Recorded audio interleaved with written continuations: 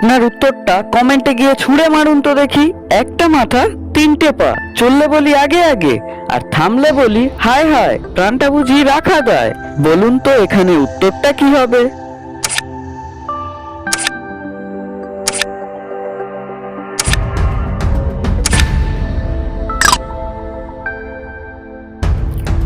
কি হতচ্ছাড়া, কি যে উত্তরটা হবে তাই ভেবে আপনি পাগল হয়ে যাচ্ছেন, তাই তো? আচ্ছা, কোনো ব্যাপার না, আমি বলে দিচ্ছি হতচ্ছাড়া উত্তরটা কি হবে। তো এখানে উত্তরটা হবে পাখা। গরমকালে যখন পাখা চলে তখন আমরা এমনটাই করে থাকি, তাই না? তার শরীর নেই তবুও সে ভালো, আর তাকে ছাড়া পুরো জগৎটা কালো। বলুন তো এখানে কোন নবাব সাহেবের কথা বলা হয়েছে?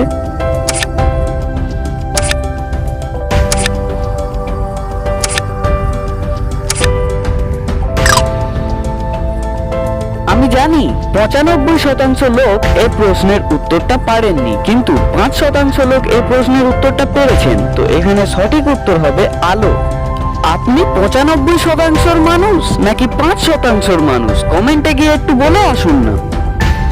আর হ্যাঁ, আপনি আবার আমাদের চ্যানেলটিকে সাবস্ক্রাইব করতে ভুলে যাননি তো? যদি ভুলে গিয়ে থাকেন তাহলে আপনার হাত, পা, মাথা যা দিয়ে পারেন সাবস্ক্রাইব বাটনটিকে মেরে ভেঙে দিন তো দেখি। আর আপনার সুন্দর নামটাও কমেন্টে লিখে দিয়ে যাবেন।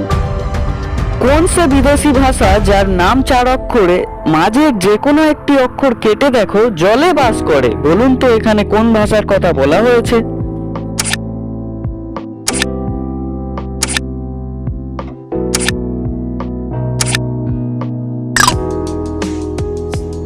আপনি কি উত্তরটা পারলেন? এখানে সঠিক উত্তর হবে ইংলিশ ভাষা হলো সেই বিদেশি ভাষা যার মাঝের অনুস্বর কেটে দিলে একটি মাছের নাম হয়, যেটি হলো ইলিশ। অনেকের আবার এটা প্রিয় মাছ।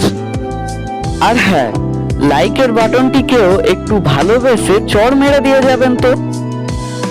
আর এই হলো আজকের শেষ ধাঁধা, যার জন্য আপনি অপেক্ষা করেছিলেন। কাকে দুবার ডাকলে সেটি মেয়ে থেকে ছেলে হয়ে যায়?